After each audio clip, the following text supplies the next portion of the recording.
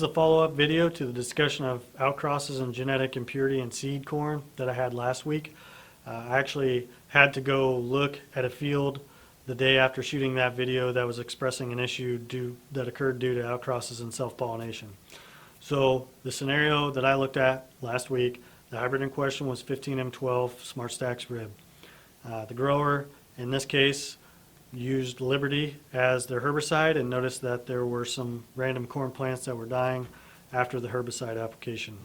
We occasionally get calls like this with SmartStax hybrids where the customer sprayed Liberty as a herbicide. Typically the initial reaction is that the herbicide is killing the refuge plants.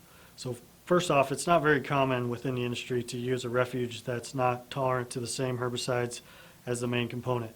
Since this corn was a SmartStax Rib Complete hybrid, it was tolerant to Roundup and Liberty herbicides, so therefore the refuge that we use is also tolerant to Roundup and Liberty herbicides. The dying plants that are shown here may not actually be refuge plants. They could be for the same reason that the SmartStax main component is dying. So these corn plants are dying from Liberty herbicide, so what's going on? In this specific SmartStax hybrid, as a mini, the Liberty tolerance trait is located on the male side of the cross. So the pollen of the male carries Liberty herbicide tolerance to the seed, and when the silks are pollinated on the female side with the correct male pollen, that Liberty trait sticks on the seed. This makes it actually a lot more difficult to get 100% Liberty tolerance in the resulting hybrid.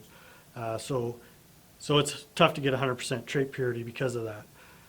There are requirements within the industry that each of the trait providers have that the seed must meet, or the seed cannot be offered for sale to the growers.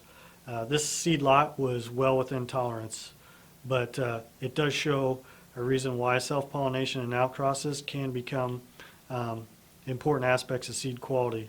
So in many hybrids, traits are passed from the male side of the cross to the female, and self-pollinated seed or outcross seed would lack these traits.